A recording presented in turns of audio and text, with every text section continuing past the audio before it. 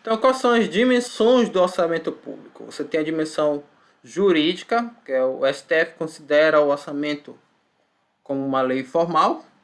A dimensão econômica é o plano de ação governamental, isto é, o poder de intervir na atividade econômica, o poder público, o Estado, pode intervir na atividade econômica buscando gerar emprego, renda, ou fazendo com que o emprego, a renda diminua também, importa que ele intervém, tá?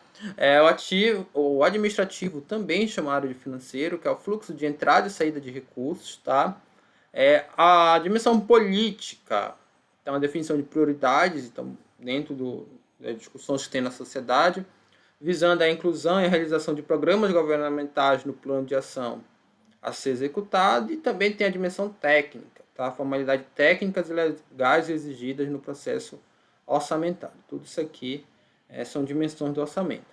Quais são as bases legais? Você tem 4 principais leis que embasam o orçamento.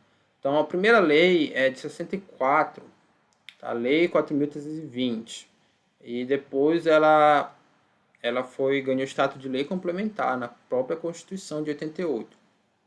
Então, tem lá o dispositivo que estatui normas gerais do direito financeiro para elaboração e controle do orçamento e balanço da União, nos estados e no Distrito Federal, tá? E ela tá depois aqui, olha, está de acordo, alinhada com o artigo 5º da Constituição, né? Ela é anterior à Constituição, a Constituição que acolheu ela, na verdade, lá em seu artigo 5º. Qual é o objetivo dessa lei? Estimular o planejamento, o controle, a transparência nas informações contábeis e orçamentárias, financeiras, patrimoniais sobre a operação realizadas por entidades governamentais e sobre a responsabilidade dos seus agentes. Para quem fez a disciplina no semestre passado, e tem a playlist aqui no canal, tá, de Teoria da Administração Pública, a gente viu lá as diferentes fases da administração pública. Então, o Brasil passou pela fase patrimonialista, a fase burocrática, a fase gerencial. Aqui você já tinha terminado formalmente a fase patrimonialista. Qual é o marco para o fim dessa fase? A criação do DASP lá no governo Getúlio Vargas, 1937.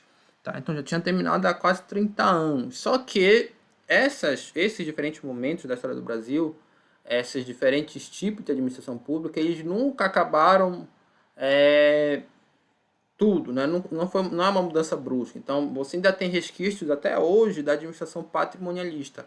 E, na verdade, você tinha ainda nessa época. Então, essas leis todas de orçamentárias, de controle do orçamento, elas estão no sentido de tornar a administração menos patrimonialista, no primeiro momento mais burocrática e depois até mais gerencial, com a lei complementar 101 de 2000, ok?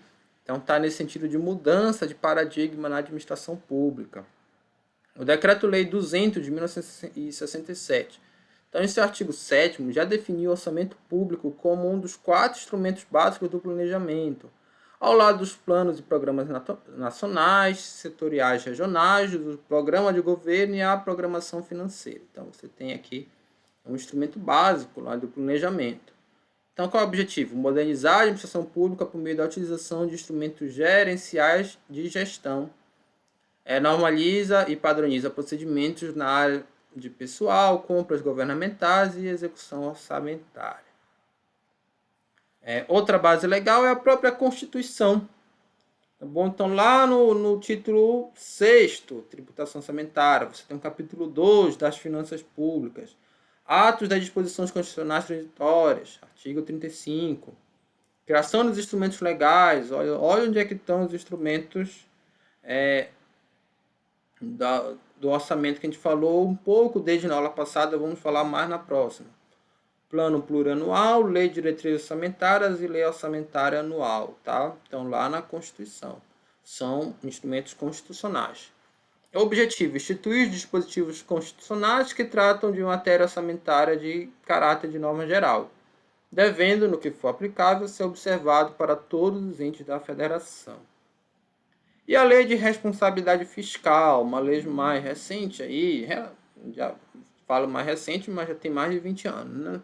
É a lei 101 de 2000, ela regulamenta o artigo 163 da Constituição Federal, estabelecendo as normas orientadoras das finanças públicas no país. Então, isso foi estabelecido lá na Constituição, um artigo, que havia necessidade de você ter uma lei para orientar as finanças públicas no país, a Constituição de 88, e ali 12 anos depois que foi surgir essa lei. Tá? Isso é muito comum, com o próprio Estatuto da Cidade também foi isso. Estava previsto na Constituição, mas só depois de muito tempo que ele foi feito. E ali você tem o objetivo da LRF, a Lei de Responsabilidade Fiscal. Condicionar a ação dos governantes ao limite estrito de sua efetiva capacidade de gasto, de forma a prevenir déficits fiscais e consequente descontrole das contas públicas. Então isso já estava ficando muito comum o excessivo gasto fiscal no Brasil e você precisava de uma lei para controlar.